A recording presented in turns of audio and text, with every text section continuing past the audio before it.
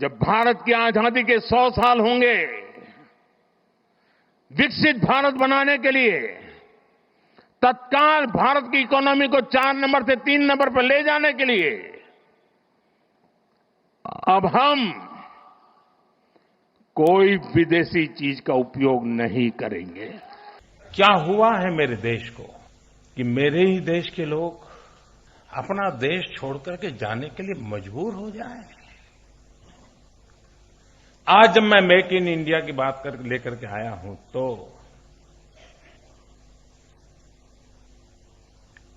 हम नहीं चाहते कि मेरे देश का कोई उद्योग, कोई व्यवसायी जिसे मजबूरन यहां से छोड़ करके बाहर जाना पड़े, वो स्थिति हमें बदलनी है। और मैं पिछले कुछ महीनों के अनुभव से कहता हूं कि हम ये बदल चुके हैं। व्यवसाय के क्षेत्र में जुटे हुए लोगों ने अपने आप पर से विश्वास खो दिया था।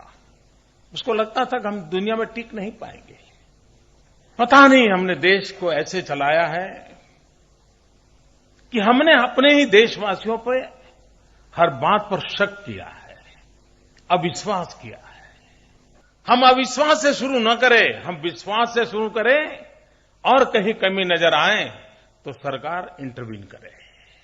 2047 जब भारत की आजादी के 100 साल होंगे, विकसित भारत बनाने के लिए तत्काल भारत की इकोनॉमी को 4 नंबर से 3 नंबर पर ले जाने के लिए अब हम कोई विदेशी चीज का उपयोग नहीं करेंगे। हम गांव-गांव व्यापारियों को शपथ दिलवाएं, व्यापारियों का कितना ही मुनाफा क्यों ना हो, आप विदेशी माल नहीं बेचोगे। लेकिन दुर्भाग्य देखिए, गणेश जी भी विदेश से आ जाते हैं। छोटी आंख वाले गणेश जी आएंगे, गणेश जी की आंख भी नहीं खुल रही है। होली रंग छिड़कना है, बोले विदेशी। हमें पता था, आप भी अपने घर जाकर के सूची बनाना। सचमुच में ऑपरेशन सिंदूर के लिए एक नागरिक के नाते मुझे एक काम करना है। आप घर में जाकर सूची बनाइए कि आपके घर में 24 घंटे में सुबह से दूसरे दिन सुबह तक कितनी विदेशी चीजों का उपयोग होता है। आपको पता ही नहीं होता है। आप हेयर पिन भी विदेशी उपयोग कर लेते हैं, कंघा भी विदेशी होता है, दांत में लगाने वाली जो पिन होती है वो भी विदेशी घुस गई है, हमें मालूम तक नहीं है, पता ही नहीं है। दोस्तों, देश को अगर बचाना है, देश को बनाना है, देश को बढ़ाना है तो ऑपरेशन सिंदूर ये सिर्फ सैनिकों के जिम्मे नहीं है। ऑपरेशन सिंदूर 140 करोड़ नागरिकों के जिम्मे। देश सशक्त होना चाहिए, देश समर्थ होना चाहिए, देश का नागरिक सामर्थ्यवान होना चाहिए। और इसके लिए हमने vocal for local, one district one product,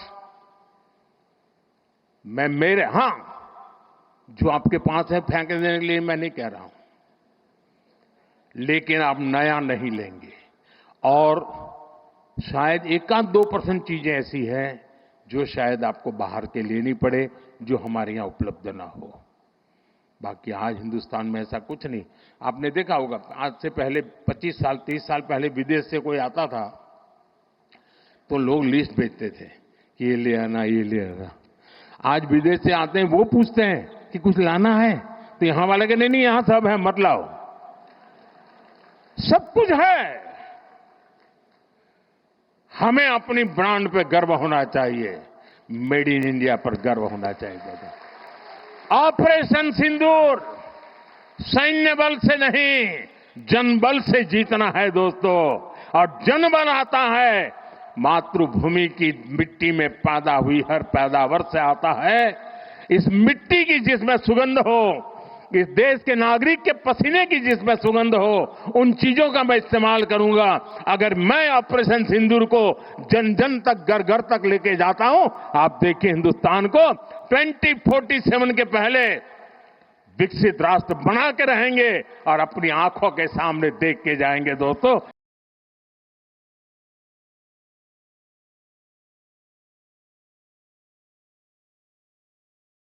There has always been a fascination for foreign products, and to such an extent that foreign names are often used as brand names. So if you look at products like Louis Philippe and Peter England, those are names of Indian brands, but they prefer to use French and English sounding names as ways of attracting customers in this country. So although we occasionally get our leaders talking about the need to buy Swadeshi and to honor our own production, most Indians are not particularly Swadeshi in their approach to purchases.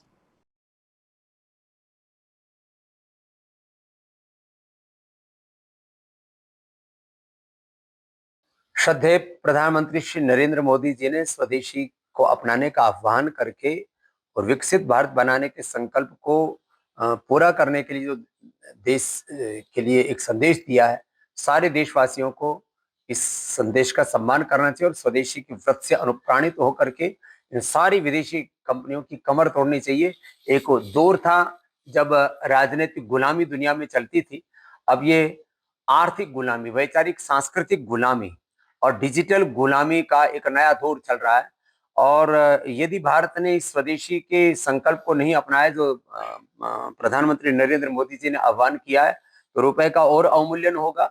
हमें dollar, pound और euro को मुकाबले भारत के रुपए को, भारत की currency को यदि मजबूत करना है, पूरी दुनिया में जो भारत विरोधी ताकतें उनको कमजोर करना है और भारत को शक्तिशाली बनाना है, तो स्वदेशी को अपनाना ही होगा। There are many people in this country. I'd say at least half of India's people are very attracted to what the Prime Minister says and will act on his injunctions and his exhortations.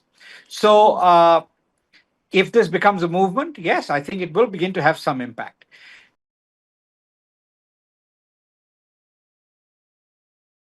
Prime Minister Modi has a similar program, Make in India, and this is a very similar program to ours, and we would be ready to place our manufacturing sites in India. Also, the biggest investment in the Indian economy to the tune of $20 billion by Rosneft. Incidentally, we have regular contacts with Prime Minister Modi and we speak on these matters. Of course, his initiative, Make in India, is great, but he is also a person who looks into the future. And this is a fact. We always talk about these opportunities with him, and I think you can feel that. And Prime Minister is always trying to nudge India towards this development, towards pursuing high technology, and the results are evident. India demonstrates highest growth rates among developing nations, and this is something to congratulate you on. Thank you. The Prime Minister has been focused on transforming India with his Digital India vision. He pushed us to continue making in India, designing in India. We are proud to now make our Pixel phones manufactured in India. I think the Prime Minister has a vision that the 21st century is driven by technology and clearly wants to have India front and center in the progress of technology. I've enjoyed so many meetings with Prime Minister. He's such an incredible student. And every time I see him, he wants to learn about technology, artificial intelligence, the potential and opportunity for India, the impact on India's society and industry. And so I was delighted to be here to talk about it. India, as you know, is also home of some of the world's greatest computer scientists. So this is a great opportunity. इस make in India concept को जिसकी जिम्मेवारी है उसको हम पूरा करें, हम आगे बढ़े, मैन्युफैक्चरिंग सेक्टर में हम फिर एक बार नई ऊंचाइयों को पार करें और देश के गरीब से गरीब नौजवान को रोजगार उपलब्ध कराएं, गरीब को रोजगार मिलेगा, भारत के आर्थिक चक्र को और गति से चला पाएंगे। इसी एक विश्वास के साथ आप सबको बहुत बहुत शुभकामनाएं।